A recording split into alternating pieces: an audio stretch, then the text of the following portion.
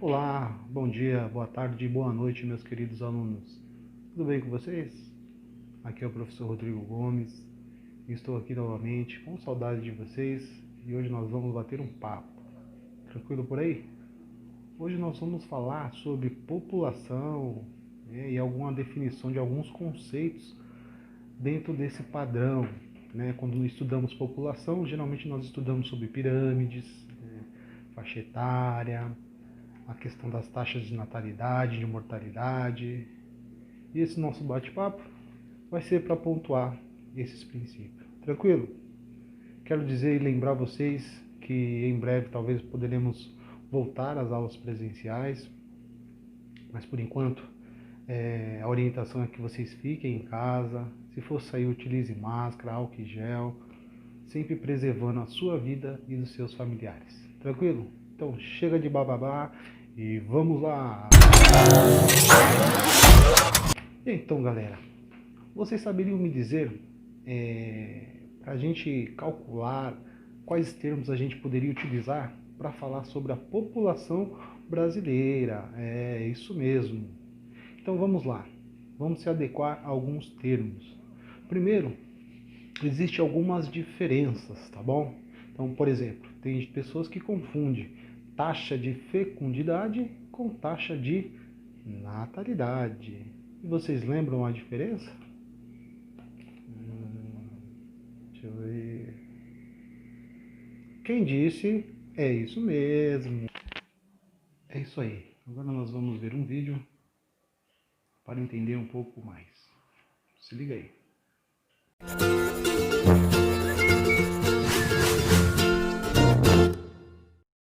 Olá, seja muito bem-vindo ao IBGE Explica. Hoje falaremos sobre a taxa de fecundidade. Você já ouviu falar nela, não é? Bem, essa taxa representa o número médio de filhos tidos pelas mulheres em idade fértil de uma determinada região ou país em um ano específico. Consideramos como idade fértil da mulher o período entre 15 e 49 anos de vida.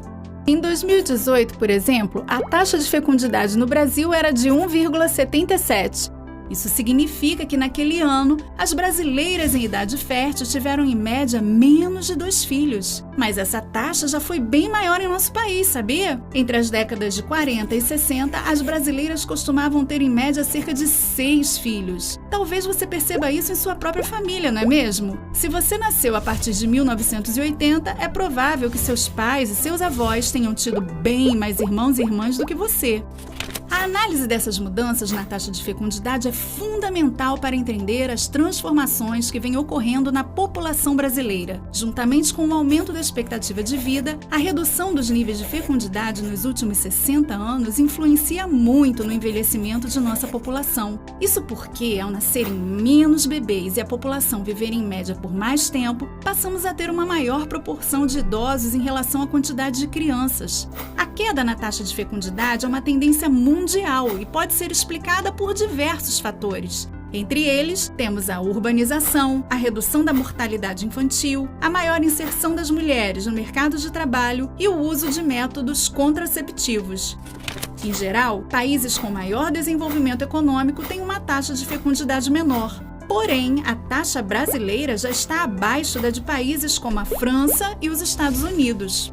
E juntamente com essas nações, estamos entre as que têm uma taxa de fecundidade menor do que 2,1 filhos por mulher, o que significa que estamos abaixo da taxa considerada adequada para garantir a reposição populacional. Como assim? Calma, a gente explica.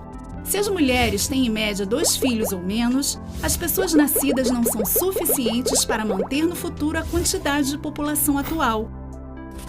Dessa forma, o envelhecimento populacional pode se acentuar a ponto de que não haja jovens suficientes para suprir as necessidades do mercado de trabalho. Ter mais velhos e menos jovens na população traz uma nova dinâmica que deve ser considerada nos processos de planejamento, gestão e avaliação de políticas públicas nas áreas de saúde, educação, trabalho e previdência social. Ou seja, monitorar a taxa de fecundidade é muito importante para tomar decisões adequadas às características de uma população em constante transformação. Ah, e atenção! Lembre-se de não confundir a taxa de fecundidade com a de natalidade. A taxa de natalidade expressa a quantidade de bebês nascidos vivos para cada 1.000 habitantes, ou seja, tem como referência toda a população e não somente o número de mulheres em idade fértil. Ficamos por aqui. É isso aí. Gostaram do vídeo? Legal, né? Então, a taxa de natalidade, para lembrar vocês, o vídeo que nós acabamos de ver falou sobre taxa de fecundidade. E a taxa de natalidade é uma média medida para toda a população, o valor total absoluto. Tranquilo? Então é isso aí. Agora nós vamos falar de outros dados. E nós vamos falar agora da questão da expectativa de vida. Ora, se nós temos um número de nascimentos, é claro que essa pessoa vai crescer ao longo da sua vida, vai se tornar um jovem, um adulto e vai chegar em fase idosa. Tranquilo? Então nós vamos perceber aí que muitos países, esses dados já começam a ficar distorcidos, ou seja, se não tiver uma reposição dessa população, fatalmente vai ser prejudicada. Porque imagina só, toda uma população jovem que não quer ter filho, vai crescer, vai acontecer os problemas sociais, problemas de saúde, talvez vai envelhecer ou não. Mas quem vai vir atrás? Quem vai ser o futuro? Então nós precisamos pensar nesse propósito, o propósito da reposição. Tá? Se nós compararmos como que era no passado e compararmos nos dias atuais, a população diminuiu bastante, principalmente no Brasil. Na década de 60 e 70, nós tivemos aí em torno de que uma mulher teria aí seus 6, 7 filhos. Já na década de 80, caiu um pouco mais para 3, 2 filhos. E hoje, com certeza você dessa geração agora, muito dificilmente tem um irmão, uma irmã. Geralmente vocês podem ser em 2 ou muito ser somente você. Tranquilo? Então essa é a mudança da situação da população, principalmente no Brasil. Vamos ver outro vídeo para falar de expectativa de vida.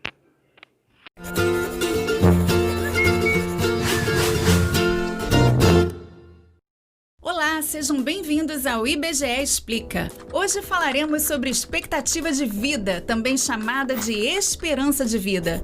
Por acaso você já ouviu falar sobre isso?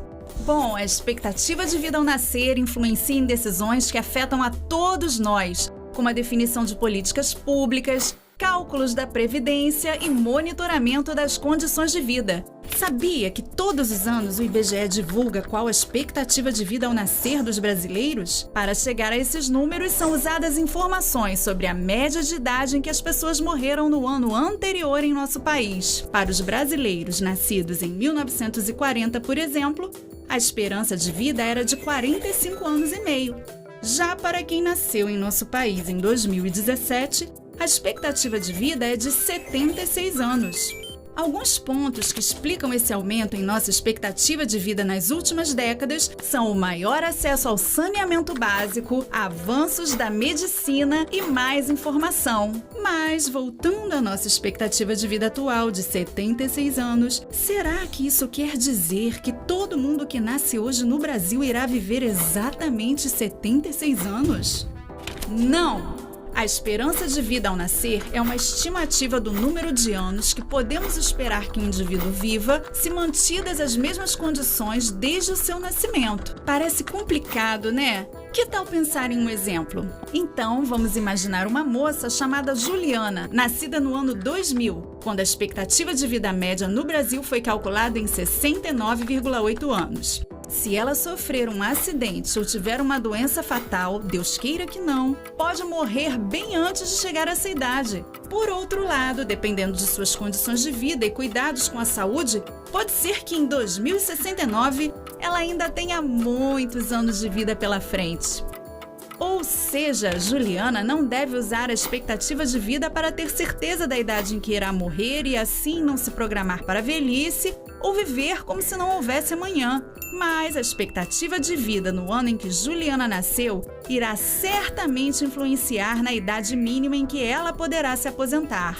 Mais um detalhe: você sabia que por ser mulher, Juliana pode esperar viver alguns anos a mais do que se fosse homem? Em 2017, a expectativa de vida masculina no Brasil foi de 72 anos e meio, enquanto a feminina foi de mais de 79 anos e meio. Além disso, dependendo de onde mora, ela também pode ter uma expectativa de vida bem diferente. Como você pode ver no gráfico, no Maranhão, a esperança de vida ao nascer em 2017 não chegou a 71 anos de idade. Por outro lado, em 14 estados e no Distrito Federal, a expectativa de vida foi maior do que 74 anos, sendo que em Santa Catarina chegou a quase 79 anos e meio. Antes de terminarmos o vídeo, uma curiosidade. O Brasil está na 69ª posição no ranking de esperança de vida ao nascer entre os 193 países reconhecidos pela ONU. Em primeiro lugar está o Japão, com uma expectativa de vida de quase 84 anos. Já Serra Leoa está em último, com pouco mais de 52 anos. Confira no site países.ibge.gov.br outros dados e também outros comparativos. Para saber mais sobre a expectativa de vida ao nascer, veja os links na descrição. Ficamos por aqui. E aí, gostaram do vídeo? Legal, né? Como é bacana essa diversidade, essa diferença, né? Mas, através da expectativa de vida, podemos analisar diversos fatores, né? As condições sociais daquele lugar. E muito se influencia essa diferença entre mulher e homem por diversos fatores. Primeiro, dentro da idade ali dos 15 anos, aos 24 anos de idade, 30, né? A gente sabemos que é uma idade complicada, a criminalidade, toda essa violência que impera, né? E realmente, geralmente os homens estão envolvidos nessas estatísticas. Então, por isso que é um dos fatores da mulher viver mais, tá bom? Mas tem a questão do álcool, né, do consumo, de outros tipos de drogas também, enfim. Então tudo isso leva-se em consideração. A mulher é linda, maravilhosa, ela sempre se cuida, se previne, né? E por isso, comprovadamente, ela vive mais que o homem. Tá bom, meus queridos? Nós vamos ficando por aqui, tá? Vai ter umas questões aí a respeito disso. Pesquise mais aí no site do IBGE, bem bacana, tem bastante informações e essa dinâmica para a gente entender melhor, tá bom? Se cuidem e até a próxima. Tchau, tchau.